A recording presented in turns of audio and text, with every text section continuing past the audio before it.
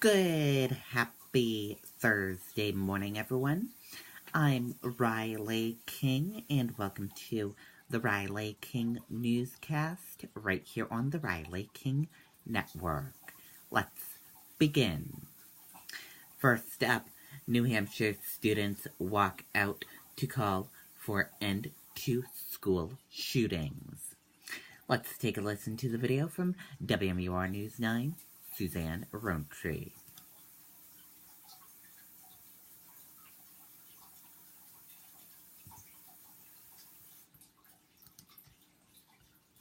Online or in our stores. Shop Cardi's Furniture today and take advantage of interest-free financing for up to 5 years with no money down. Enjoy Cardi's summer collection And enjoy it tomorrow with Cardi's next day eye delivery. Cardi's Furniture and Mattresses.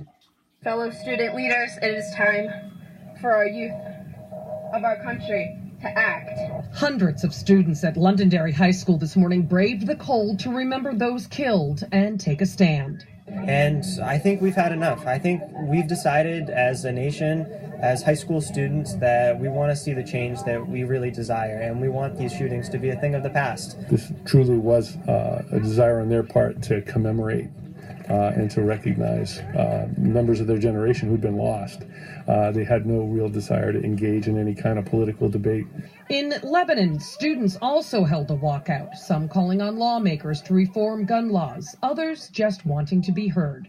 We want our schools to be safer. We want school to feel like a safe place. We don't want to be afraid when coming to school every day. Students at Manchester West High School stood in silence for 17 minutes and listed names of those shot to death in Florida. Martine Duque, only 14. And student organizers in New Hampshire say they're proud of their school for trying to make a difference. We didn't know we were going to have a turnout this big. Actually, we thought it was only going to be around 100 people, so it's very surprising and heartwarming. Yeah. So We're definitely doing so respectful too out here. For every student that walked out today at Manchester West, they will be committing to 17 minutes or more of community service to make up the time that they missed in school. Live in the studio, Suzanne Rowntree, WMUR News 9. Okay, and there you go on that video and that report.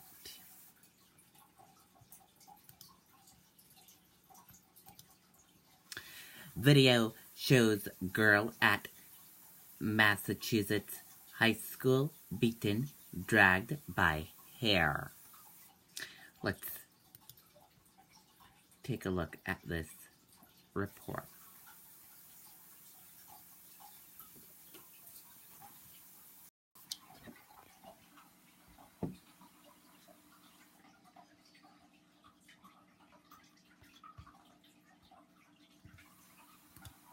Cell phone video shows the 8th grade girl on the ground getting pummeled. After I was dragged, people were stomping on my face, my stomach, my back. 13-year-old Hannah Kenny Blaisdell showing us a clump of hair ripped out. She ended up with a busted lip, her face red and swollen. That's her on the way to the hospital. The vicious incident Monday was posted on social media. I feel like I live at that school because I'm there so often about someone bullying her, someone instigating her to say something. She hit me first! Among the loud screaming and swearing, somebody's heard yelling, "She hit me first." Nobody steps in to stop the beating until Hannah's father, who was there to pick her up, steps in. My daughter's done wrong. I'm not going to paint a picture and say she's a perfect kid. She's not. But no child deserves to be treated like this. And it needs to stop. Kenny also posted the video and has been viewed thousands of times. The superintendent of schools releasing a statement saying, "We take actions of violence very seriously, and we have zero tolerance with students trying to settle disagreements in this manner." I feel like nothing's been done, or not enough has been done by the school for all the bullying prior. As you can imagine, this is bound to be the talk at school here tomorrow when classes resume after 2 snow days off. The school department and police are investigating. No charges have been filed.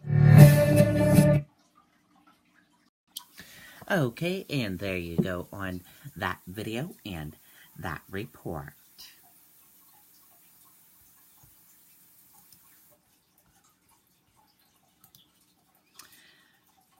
Maine students take part in National School Walkout Day.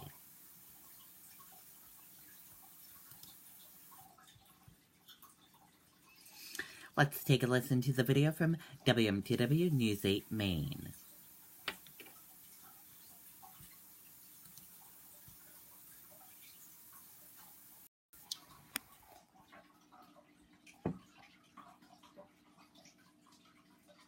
On antibiotics. Antibiotics can kill the good bacteria as well as the bad, and that's bad news for your tummy, unless you use Florastor. Unlike many other probiotics, it's naturally resistant to antibiotics and protects the good bacteria in your body. So, take some Florastor. Doctors, well, my orders. Be biotic, and drink plenty of fluids. Chanting, holding signs, and wearing orange, a couple hundred Yarmouth High School students remembered those killed in school shootings and demanded change. I just think that enough is enough, and there's been so many school shootings over the past 10, 15 years, and we need to stand up for what we believe in. School leaders cooperated with student organizers. Anyone who did not want to participate simply stayed inside during the 17-minute walkout. Our only position was that students need to be able to share their voice and hear other voices. We asked some students whether they think these protests will work. Like so many people across the country are doing this, that I think it's a movement which has some real legs behind it. I can't say that I'm optimistic, but I want to say that I've tried. Some of these students will also be making their voices heard at ballot boxes this November. The only way that this movement can really be a change is if we go vote, and we vote people in and out of Congress to make change for gun policy and other things that we believe in. So. Of course, today's weather did prompt some local school districts to cancel classes today. Some of them have postponed their walkouts, planning to do them instead at 10 a.m. tomorrow. In Yarmouth, Paul Merrill, WMTW News 8. Okay, and there you go on that video and that report.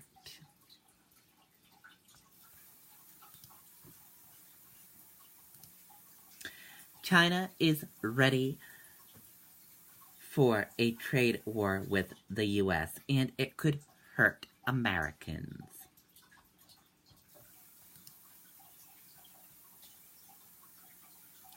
China is prepared for a trade war with the United States, but the U.S. should consider the cost of starting one and expect on U.S.-China relations, said Thursday.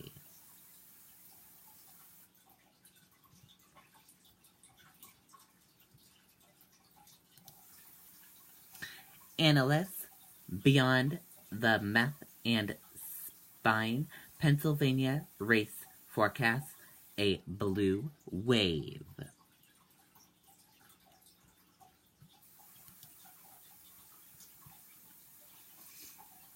Let's take a listen to the video from ABC News.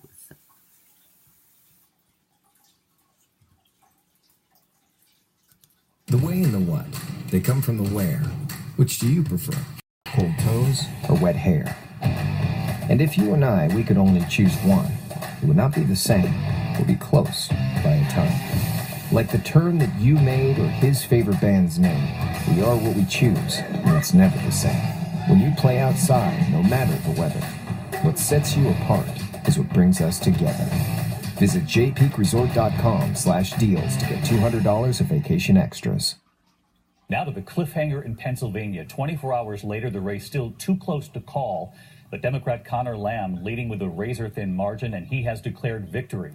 In a congressional district, President Trump won by nearly 20 points.